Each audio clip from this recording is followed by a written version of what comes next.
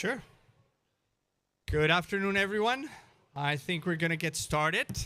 So I invite you to sit down. We have already our speakers and our panel in place. My name is Pablo Vieira. I'm the Global Director of the NDC Partnership. Welcome to the NDC Partnership Pavilion. This is our members' pavilion, and I'm very happy to see so many of our members here today. So thank you for coming. I want to recognize USAID and ARP Global for their partnership and the work that they're doing, responding to many of our members' requests on the ground, and also welcome and recognize Jamaica and Vietnam for their climate leadership regionally and globally. Both Jamaica and Vietnam have been part of the steering committee of the partnership and helped the partnership advance, and Jamaica was also a co-chair. So thank you for joining us today. The NDC Partnership now brings together more than 230 members, including developed and developing countries, 130 of them, and over 100 international institutions and civil society organizations to deliver ambitious, transformative climate action that helps countries achieve their Paris Agreement, but also drive sustainable development. And it delivers it in a collaborative way, bringing together all members to work in a way that allows countries to get the most of it. Reflecting on the fact that 2024 is virtually certain to be the warmest year on record, we urgently need to renew our commitment to collective action on climate, putting countries at the driver's seat and empowering them to coordinate partner support and challenge investments according to their climate and development priorities. This includes actions to strengthen the enabling environments of these countries for the effective implementation of their commitments, including through legislative and regulatory reforms to incentivize climate action and remove barriers to green investment, including from the private sector. And this is what we'll be discussing today. So I welcome the opportunity to reflect on lessons learned in translating ambition into implementation, turning NDCs into a vehicle to mobilize finance, and looking forward to seeing how we can increase access to these solutions and how we can use the partnership to take these solutions and share it with members and support them in implementing them. How do we bring those best practices to countries? So let me now get us started. I'm very happy to introduce Aurelia Mico, who is the Senior Advisor for Carbon Markets and Climate Finance at the Bureau for Resilience, Environment and Food Security from USAID. And she will deliver opening remarks on how USAID supports enabling environments for NDC action on the ground. I don't know, Aurelia, if you want to stay there or want to come up here. Well, you have a microphone there, so yeah, I think that makes it a little bit less formal. Can you hear me? Given the room, I would love for you all to sit down a little bit because it does feel very cozy, like a small space to have a real discussion. So once again, my name is Aurelia Mico. I'm with USAID and have been for a very, very long time. So I just want to begin by just thanking the NDC Partnership. This is, as we were just talking about a little bit earlier, right before the meeting, the NDCs really are just fundamental and fundamentally underpin everything else we do. Any of the discussions we're having in the hundreds of other panels that are here. That is that seminal piece that allows all of us to demonstrate our ambitions. It is used for accounting against those ambitions. It is what drives our discussions about climate finance gaps. It is what drives and hopefully drives more and more private sector investment. It is also the documents that allow us to judge our success and or failures with regards to addressing climate action. So just a huge kudos to the work that's been done under the NDC partnerships in pushing us globally to up our ambitions and make those documents as good and quality as they possibly can be, helping all of us to move in that direction.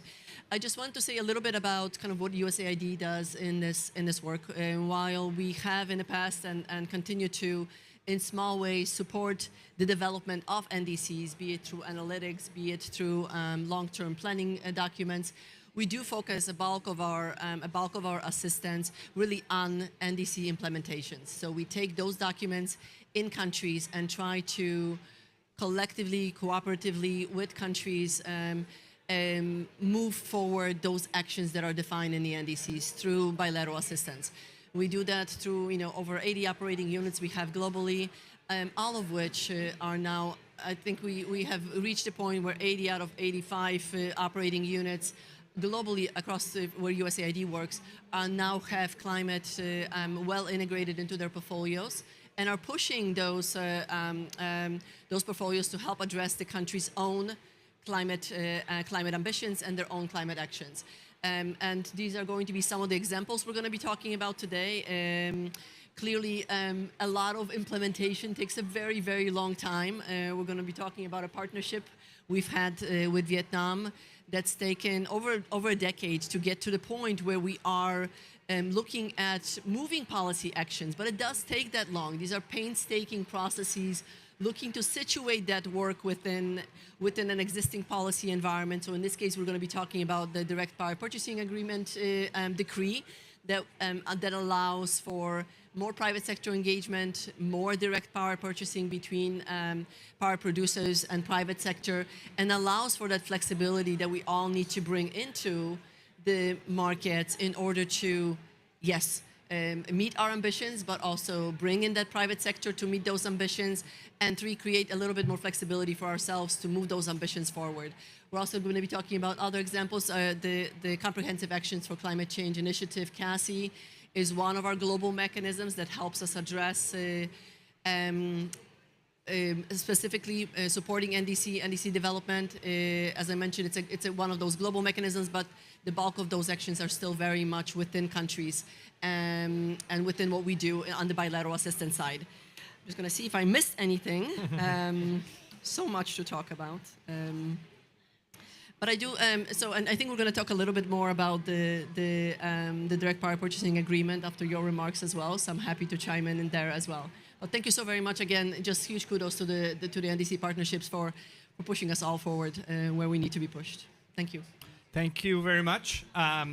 Thank you, USAID, for the commitment in supporting countries and working closely together. I think that just committing to collaboration is a huge step forward, and we very much appreciate it. And the conversation today is going to be a reflection of those collaborations, so that is great. So let me now introduce our other panelists before we get into the conversation. To my far right, we have Omar Alok, who's the Acting Principal Director for the Climate Change Division in the Ministry of Economic Growth and Job Creations in Jamaica. In his capacity, he also serves as UNFCCC focal point and sits and represents Jamaica in several committees and bodies associated with the UNFCCC process. Then we have John Hermans, who's the Deputy Project Director for the USAID-funded Comprehensive Action for Climate Change Initiative, or CACCI. John leads technical activities to support countries' implementation of their national climate agendas, working closely with the USAID missions and national governments. And finally, let me introduce Ms. Anais Phan, who's Deputy Director of the Power Market Department in the Electricity and Regulatory Authority of the Vietnamese Ministry of Industry and Trade. So we have great speakers. We're going to go around a couple of times, so let's hope we have enough time. So let me start with John. John, can you tell us what is CACCI and how does it accelerate NDC ambition and implementation? Gladly. Thank you, Pablo. Before I do, I just wanted to come back to something you said, Aurelia, in your opening remarks, how NDCs underpin everything that we're doing in terms of the decisions that we make on addressing climate change.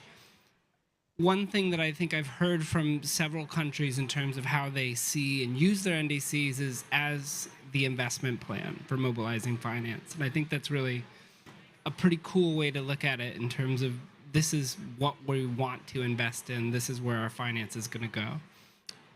So I think that's a really good point. And hopefully CACCI can be one of the mechanisms that helps them on that journey. CACCI, the Comprehensive Action for Climate Change Initiative, is one of USAID's global climate change programs. It's a 5-year program designed to support climate change policies, including the NDCs and NAPs. It's easily accessible to USAID missions and bureaus in order to support development objectives at the country level that align with national climate agendas. We work directly with country governments as well as the missions to identify what those priority actions are. CACCI is delivered or led by APT Global, and our partners include the World Resources Institute, the NAP Global Network within the International Institute for Sustainable Development, the International Food Policy Research Institute, and then regional partners such as Academia 2063 in Rwanda. So I think we have a pretty good spread of those technical organizations that can deliver a range of services. And I think when we think of that range of services to CACCI, it's everything from within the cyclical kind of policy to planning to finance to implementation and monitoring and reporting.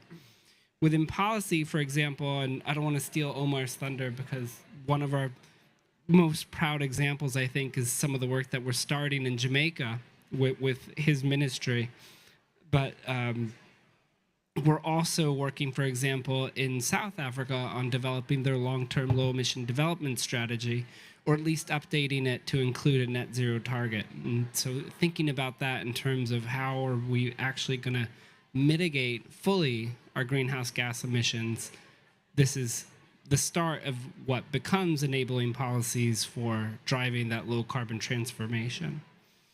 On mainstreaming, there's a lot that can be done. I think that increasingly climate change as a cross-cutting topic becomes easy to become the job that everybody does that nobody does. So I think one of the ways that we're, I think, really diving into this is with the Global Health Bureau of USAID to identify several countries in which there is a strong interest in making health systems more resilient, and then working closely with the mission to identify how to align their own programming and resource allocation, as well as with the countries on strengthening health services to ensure they can respond to disasters and have early warning systems in place, or ensure that health supply chains are reliable and not disrupted if extreme events occur. Within the climate finance space, there's a lot also that can be done just in terms of setting up, for example, the project pipelines or capacities that need to be that are needed for implementation. With some of our private sector our partners, we're working to help them on that. So whether it's developing partnerships and agreements, or looking at their own portfolios and figuring out which projects are better aligned to the NDC and can be prioritized for climate finance, or helping them connect with finance institutions such as the U.S. Development Finance Corporation.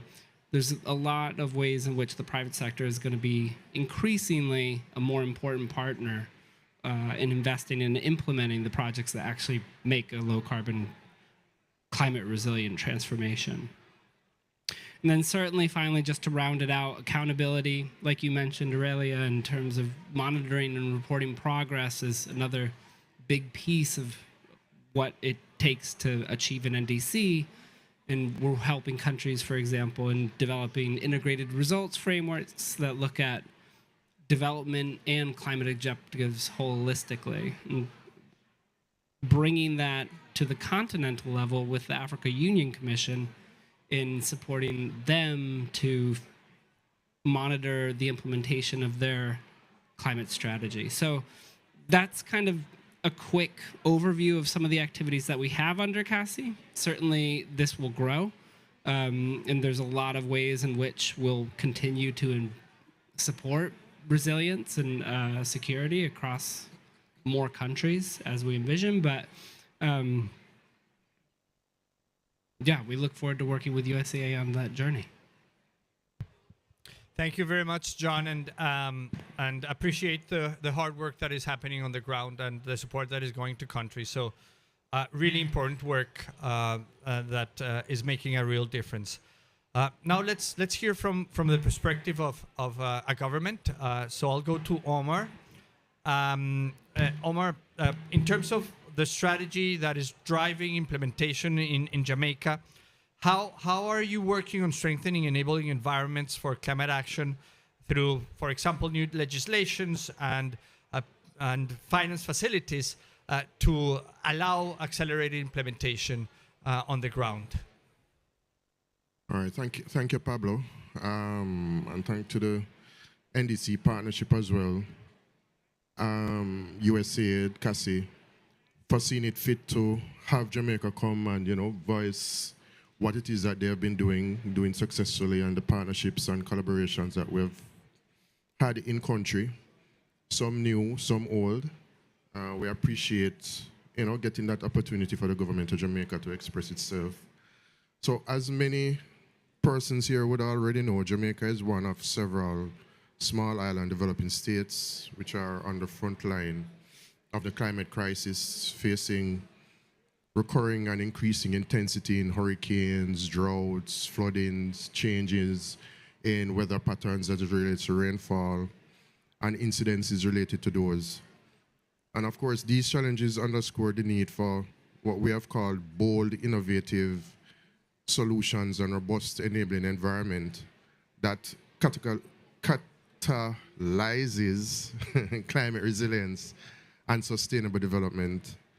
Jamaica recognizes that addressing climate change requires a multifaceted approach.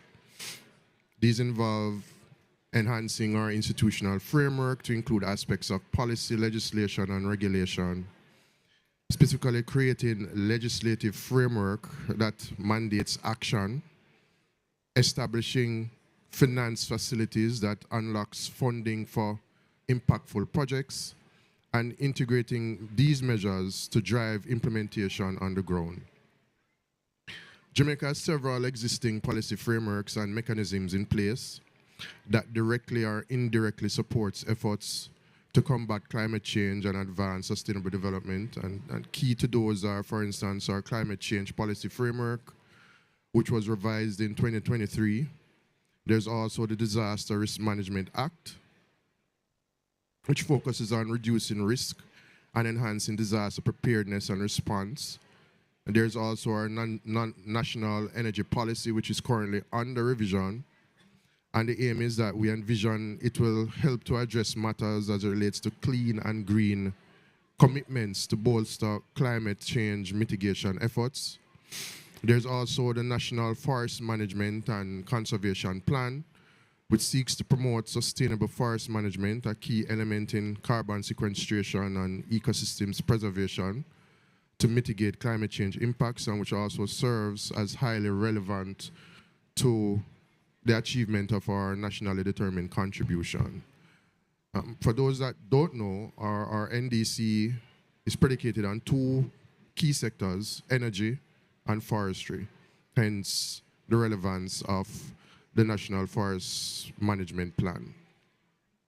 Another significant step Jamaica will take to strengthen its enabling environment for climate action is work we have started with USAID through CACCI to advance legislation with the thinking to embed climate considerations into the development and the planning infrastructure of Jamaica's processes.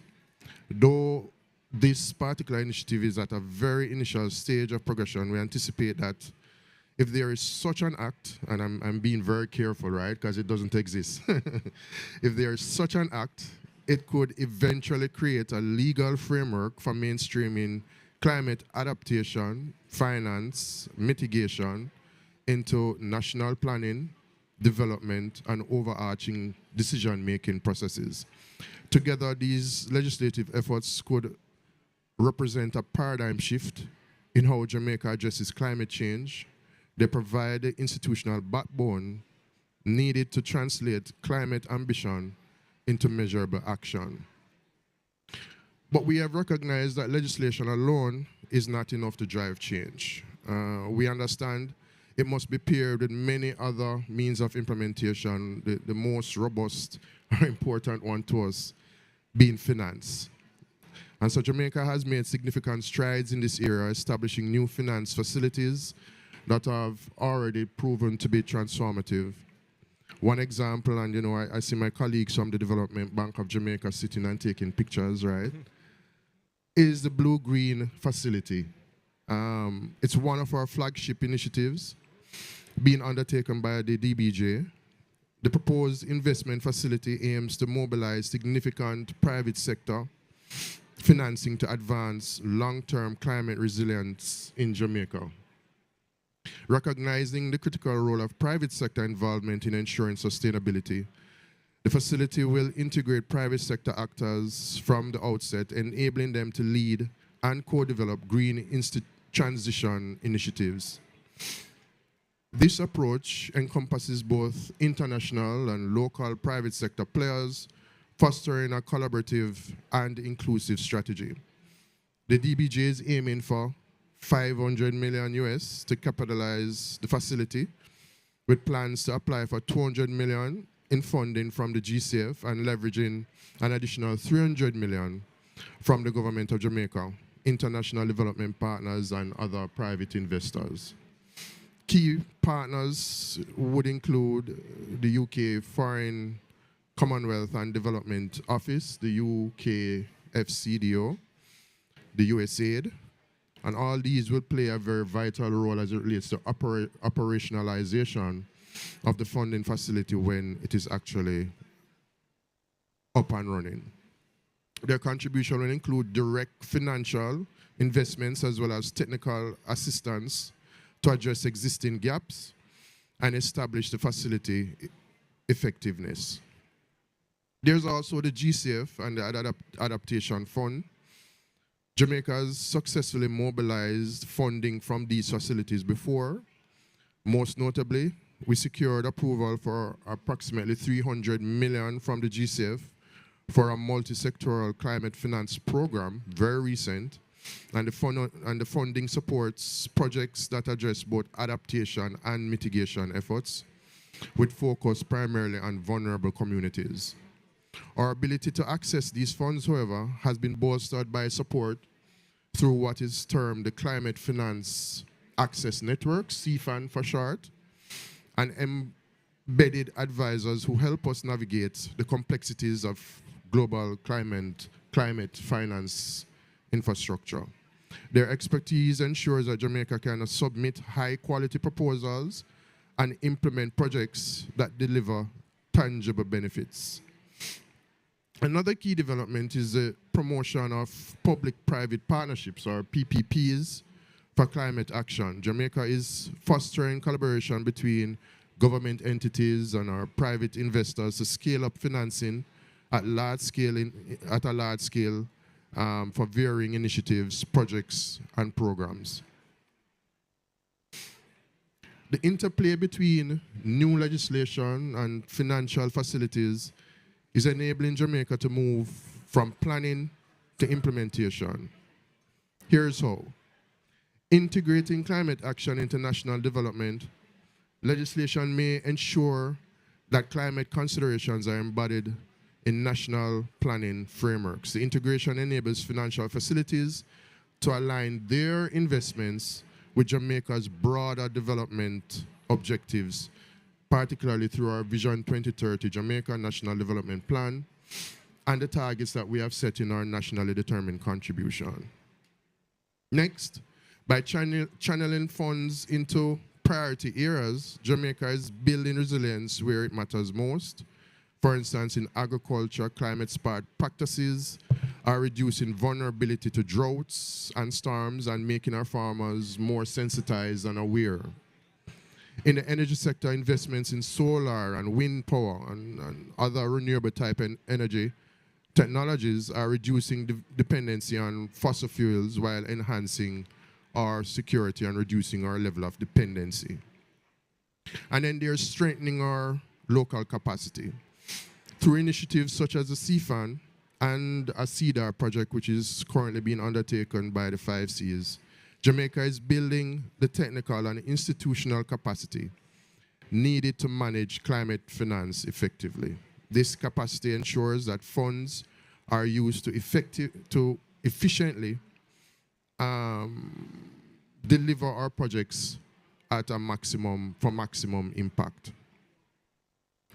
Almost at the end, guys, don't worry. So while we have made significant progress, the journey is far from over. The climate crisis continues to intensify, demanding greater ambition and collaboration.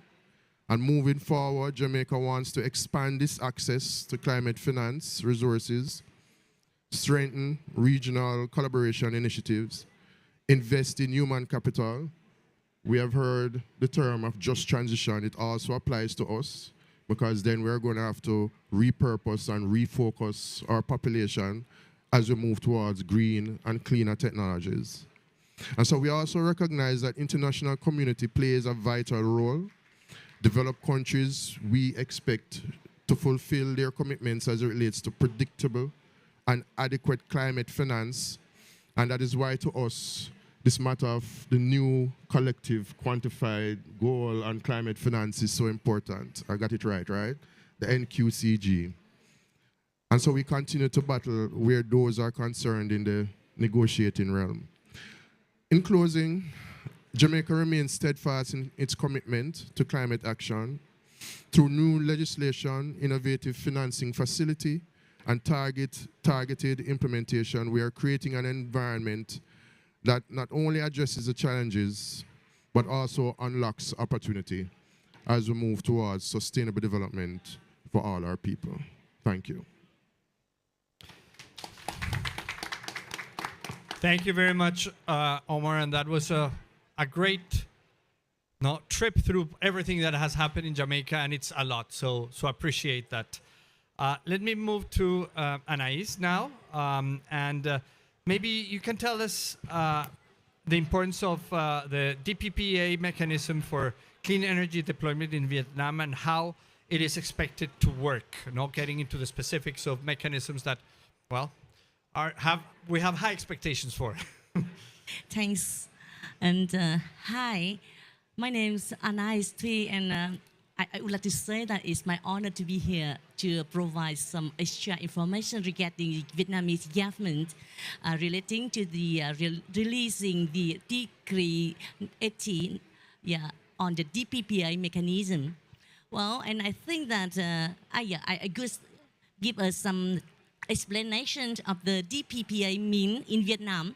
DPPA mean Direct Power Purchase Agreement.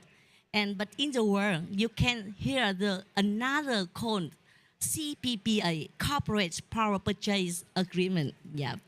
And firstly, I would like to say that DPPA is popular in the world, but it's totally new in Vietnam. And how? Why? Because Vietnam is a developing country, and we have takes a lot of time to study and reviews before submit to the Vietnamese government to release the decrees on DPPA. And DPPA, yes, according to our team in Iraq, Electricity Regulatory Authority of Vietnam, as well as with the support from USAID and as Vietnam Low Emission Energy Program we did a lot of research, and thank God, finally this July, July on the 3rd, 2024, Vietnamese government approved the decree number 18 on DPPA, and firstly, DPPA allows the large electricity consumer, they can directly purchase renewable energy from the generator. Why I say that is the first thing, because in the past, the large consumer, they are not allowed to buy renewable energy directly. They have used a side contract with EVN, Electricity Vietnam, to buy, And now, according to the approval of the government, the large consumer can purchase directly from the generator in order to use the clean energy in their production, right? And secondly, the DPPA mechanism offers two kind models. First, you can buy directly via private transmission line. It is useful and is ideal for the user who is quite near to the seller or who is next to the generator. It means that you are according to the location of the generator, so the buyer can decide buy or not with the first model of the DPPA via private transmission line. And the second model is about they can buy energy through the national grid with a lot of condition, right? And both a model also allow for the last consumer can directly purchase energy, renewable energy from the generator. Secondly, I just talked, and finally, I would like to say about the benefits for the stakeholders. DPPA, in my perspective, will take a triple win situation for the both stakeholders. First, I would like to talk about the Vietnam's government. They can drive the energy projects as well as the investment as they want without the minimize the costs, right? And about the consumer, how if they participate in the DPPA mechanism, what benefit the consumer will have? Well, I would like to say that you know that Vietnam is now is a quite lack of energy. So if the consumer decide to use the DPPA contracts in now, it means that for the next 10 years, the reliable and the cost effectiveness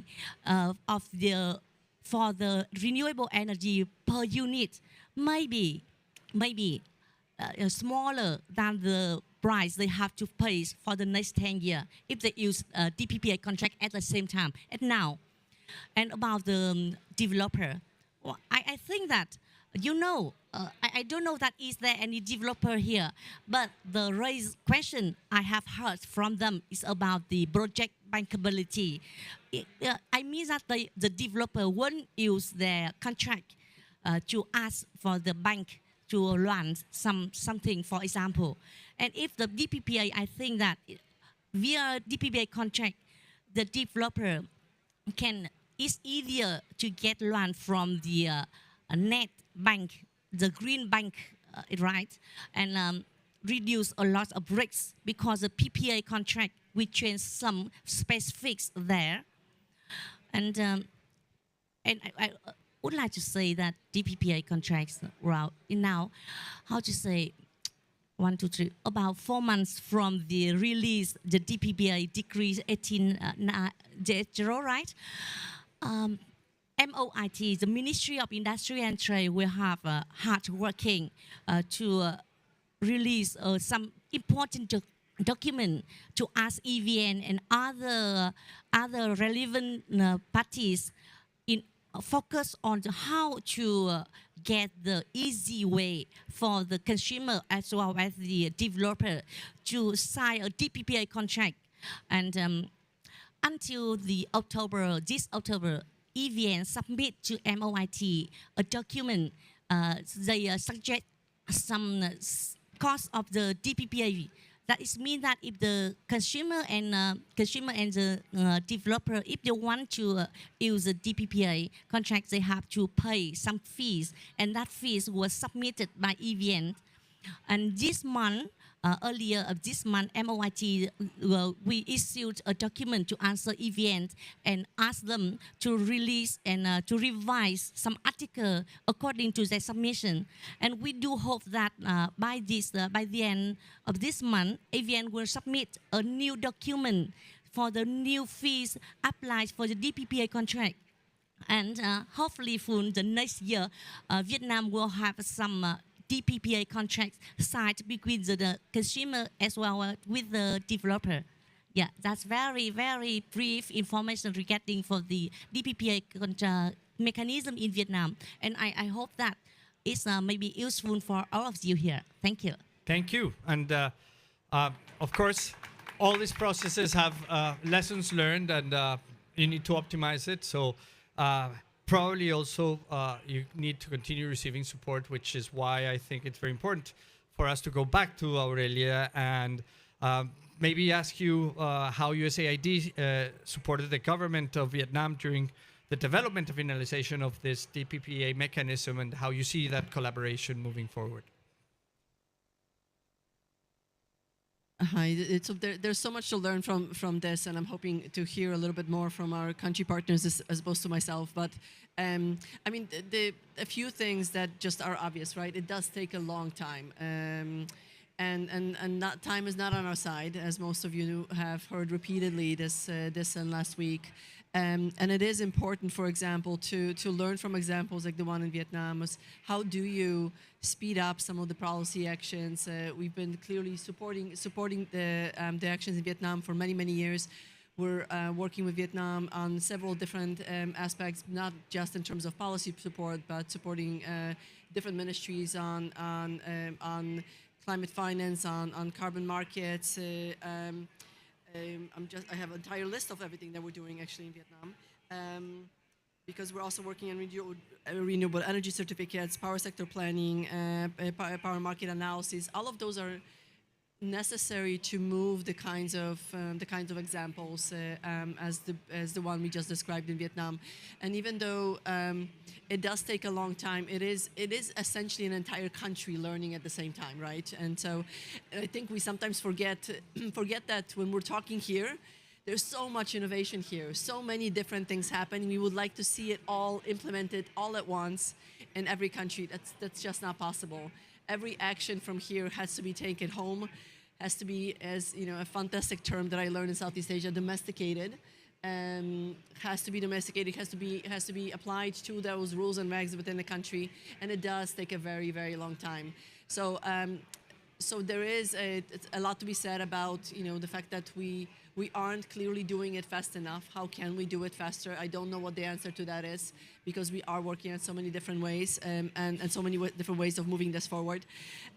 Programs like CACCI help. The example that we got from Jamaica about the Blue-Green Bank, which is a fantastic example of really a country stepping up to do to help move climate finance and keeping that control of what gets funded and keeping those priorities alive for the country. And those are amazing examples of moving these global ambitions, especially in climate finance, moving them into the country and being able to then collectively move climate action within Jamaica. So a lot of learning. I would actually literally love to hear from our country participants about what it is that they've learned from the process, what it is that they would like to see change if they had to do it again, because we do need to, we don't do that enough. We don't do enough learning as we go, and we do go through these painstaking processes that very often take a decade to implement. Thank you, and let's do it. So maybe come back to Anais, and maybe you can tell us a little bit, yes, how that interaction was, what was supported by USAID, what were the good experiences, and also share some of the challenges so that we can all learn and be better. I think that today really hot. Yeah. So yes, I just have already shared how the DPPA mechanism will modernize Vietnam's power sector, and as well as allow it to access to the locally available renewable energy resource via the first model. Connection purchase between consumer and developer via the direct transmission line or through the national grid, right? And the DPPA mechanism is also, I think that will help Vietnamese government to purchase to gain the how to say, reduce Vietnamese emissions according to the roadmap that the Prime Minister Phạm Minh Chính has announced in the COP29, right? And regarding USAID, yes, I have a lot of things to share. As I said, through the Village Low Emission Energy Program to Village 2, in my point of view, USAID has been a strong and consistent partner to my office, IRAV, right? And since 2017, USAID provided a key, I would like to say, a key reference information through the various studies on best practice in not only for the designing but also for the implementing as well as the managing of the PPA mechanism from the many countries. Yeah, and those best practice was considered by our team, and initially there were 4 models were submitted from the USAID VLIP to MOIT, and according to the discussions with the within MOIT, especially with the concerning about the Vietnam characteristics as well as conditions of the electric system in Vietnam, the current model was selected, and USAID since then. USAID believe to still have Vietnam MOIT some other technical assistant studies like market surveys. Yeah, through the market surveys, so that we can measure the interest of the corporate and renewable energy generating, whether they are interested to participate into the DPPA mechanism or not, as well as the how to evaluate the tax treatment in the DPPA contracts for the difference. You know that the tax is very important to the both, not only for Vietnamese government but also for the consumer as well as the developer, right? And according to the conference CFD, the contracts for difference, we decided that the consumer still have to pay the tax. Yeah, right. This is more extra information to you. And besides, how to say, USAID RIA, they not only for the designing but also supported MOIT in implementing the DPPA mechanism since this July until now. For example, they have to organize a lunch conference in Hanoi, and the conference was led by the Minister of the Ministry of Industry and Trade, and were attended by the U.S. Ambassador to Vietnam, as well as the representatives from the USAID Vietnam acting culminated director. I remember that, and yes, and for the now we have a newcomer. Hi, I almost done. You can see a record video. Yes. Okay, yeah. I make a lot of compliment to the USAID. Yeah, our host today. Yeah. Okay. So and how to say? Yes, USAID conclusion. The USAID help us not only in the designing, also the implementing the PPA contracts, the PPA mechanism in Vietnam, and I hope that in the future, still need have a support from the USAID to have the decree number 80 come to the true with a lot of contracts with the consumer as well as the developer in Vietnam. Yeah, and you know that now Vietnam is the electricity law is revised and surely to approve by the Assembly, Vietnam Assembly. And if the electricity law revised were approved, the decrees on the DPPA mechanism might be changed, revised too, right? And now just only for the large consumer, large green electricity consumer can buy directly from the renewable energy generators. And we, MOIT also received some documents from the other international association, they ask a lot. They ask regarding about the not only for the green for the large consumer, but also for the smaller consumer can purchase directly the renewable energy. And I think that in the next future, if the power system in Vietnam is I mean that we are now Vietnam. We have a decision from the Prime Minister on the roadmap for the how to develop the power market. And power market they will have 3 levels. And now we are at the second level, at about the wholesale competitive market. Yes, and according to the association about the smaller consumer can purchase from the green energy to directly. I think that we'll have to wait for the last level of the power market.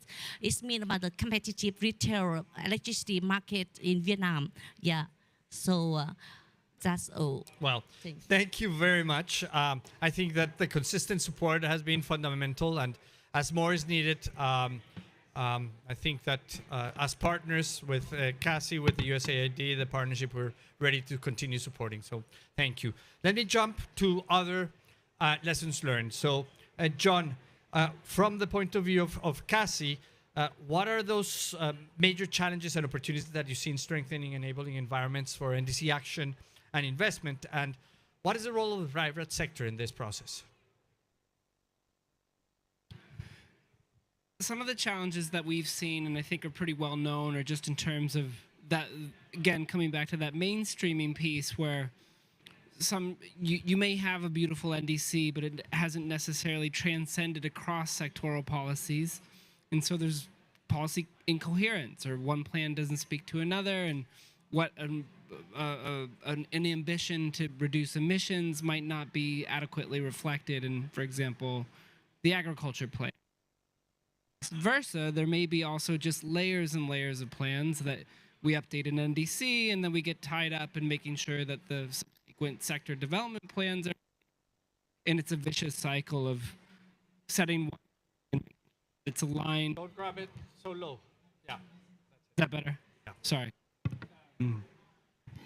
That we don't get to the implementation. We're stuck in planning, and we become planning champs and implementation chumps. But in reality, we want to be the best at both. We want beautiful plans, and we want to be able to efficiently and quickly deliver them. So I think that's one thing that we've seen now, and I think the private sector is good at this because they don't have patience. They need to move fast, especially when their finance is on the line. So the one thing that I think we've been trying to do with some of our private sector partners is really make sure that they have those steps in place and can access the formal partnership agreements that they need. So, for example, in Zambia, with one of our private sector partners, Genesis Energy, we help them secure a power purchasing agreement with the Ministry of Finance and the Ministry of Environment so that they can start building rooftop solar across health facilities. So not only attributing to the renewable energy goals, but also making sure their health systems are resilient. And it's a no-brainer. It's a win-win across social and climate sectors, services. And it was also something that lingered for a long time, just reflecting on how long it took, for example, the Vietnam experience. So just through making sure that they're connecting to the ministries and ushering through that PPA, now they can move forward with a $90 million investment. So I'm proud of that. I'm proud of the way CACCI can facilitate these things, and I know that the partnership also is part of the beauty of the partnership in terms of figuring out what those priority actions are that have meaningful steps to achieving real chunks of the NDC. And so these requests that come through the partnership and are shared across members are super valuable for the likes of USAID and CACCI, because we quickly know what the country's seeking to achieve and we can pounce on it. It does make for a competitive landscape between partners, but in a healthy way, in which you race to figure out like how to respond to these things. So I think that's a really important niche that the partnership fills. And in full transparency, used to work for the partnership and was very fortunate to have done so. So thank you, partner Pablo, for that experience. Thank you, partner. Thank you very much, John. And I think there's a very good set of points in terms of ownership and linking climate and development there. Let me go to Omar for the final question of the afternoon as we approach the end of this conversation. And again, coming to you, what are the lessons learned and the next steps that you're moving forward in Jamaica with new legislation that will enable greater ambition and accelerate implementation? What will it achieve that is not currently in place, and what do you need in terms of support and collaboration to get there? All right, thanks, Pablo. So indeed, to set the context, there is no climate change legislation existing. All right, I say that again. There's no climate change legislation, no regulation. What we have is a revised policy document that has been approved. And while the policy document gives direction and it gives focus as to where the government is going as it relates to climate change and what the intentions are, there is nothing mandating particular actions to be taken or things to be done. And so what we believe is that with legislation, it will bring a greater level of focus to climate change nationally. It will also bring with it foreign direct investments, because what we have learned, especially in previous years in the energy sector, is that the investors like to see that there is commitment and that their investments are secured in some form or fashion. And usually that's through policy and legislation and regulation. And so for us, we see that if we are able to mandate certain aspects of the activities that we are expected to carry out as it relates to the legislation of climate change, we can see greater level of action. There'll be also greater level of responsibility, greater level of accountability as well. And so action is not just saying action for action's sake, but we actually see things done at local level, at the industrial level, commercialization level, at every aspect. So for instance, in coming here, we had members of our Bureau of Standards who joined the Jamaica's delegation. Now, when persons hear that, they say, why you have somebody from Standards coming to negotiate on climate change? But the ISO standards also speak very prevalently to energy efficiency, improvements and efficiencies in production levels and so on. And so if you are able to encourage standards at those levels as well, you're also able to encourage reduction in GHG emissions and so on. But all of this can be done as well through legislation. We see usually through legislation, persons want to be compliant, especially if you're a business. You don't want to be the outlier that doesn't comply with the law that the government has put in place. And so we see that as a plus for us as it relates to climate action as well, because you would find more persons who are either contributing as it relates to CSRs or deliberately reducing emission levels or finding some ways to recapture sequential. And we think that is an important aspect, especially as a small island developing state. Yes, we are nowhere near the nexus of the problem of global emission levels. I mean, we are 0.01% of the problem, but at the same time, we have dedicated ourselves to being a part of the solution. And so climate legislation for us is one aspect. There are legislation in place that augurs well and speak to what we are looking to achieve as it relates to climate change. So for instance, Air Quality Control Act. But it's an environment-biased legislation. It's not climate change. But it speaks to what we want, because then, companies are expected to meet a particular level as it relates to emission levels and air quality as it relates to transportation and so on, but it's not climate change. And so with climate change, there's a better focus. And again, it helps us as it relates to action. So as we go down the road for development and planning as well, having legislation in place also helps with that, because then it integrates all the other activities that are happening in all the other sectors around us. And so for development planning and for growth, we believe that legislation would assist where that is concerned. Thank you very much. Thank you all for this great exchange.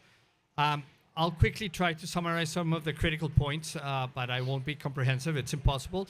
But I think that we started this conversation with recognizing the role of NDCs as a critical element for action, as a foundation for mobilization of finance. How we need to double down, especially with the opportunity next year to submit new, more ambitious NDCs. And how these NDCs set the tone and the right message across the board, including through the private sector, about the direction of travel of the government and where investments might come from. Because at the end of the day, also, we learned that finance is extremely important, and this is a finance COP, and we're negotiating the NCQG, but it's not all of it. We need to link development and climate clearly so that we're embedding and mainstreaming climate into the development priorities and budgets. We need strong policy frameworks, but we also need legal and regulatory frameworks that are there to drive action. And countries need capacity to do so. They need the people, they need the knowledge, they need to be able to drive this forward. And that leads to the importance of active collaboration, learning from each other, advancing opportunities, scaling and sharing so that we can all do this together. And this is the NDC Partnership Pavilion, but we're seeing our members, how they're working together, how they're collaborating, and we're happy as the partnership to serve as a space for that collaboration. And of course, what we need is consistent, timely, predictable support. And it might have taken a few years in Vietnam, but without the support, it would have been impossible. And everyone who's moving into very complex implementation processes of their NDCs, they will need consistent support through time, because this will not happen overnight. You need to have your legal frameworks, your policy frameworks, your capacity developed. You need to develop investment plans. You need to develop bankable projects. That takes resources, that takes time. And you countries need to count on us, those who provide the support, to be there along the way, and we're committed to do so. So thank you very much for joining us here. We believe that we can accelerate transformative climate action through collaboration from Baku to Belen and beyond. So thank you very much for joining us, and we hope to see you soon again. Thank you.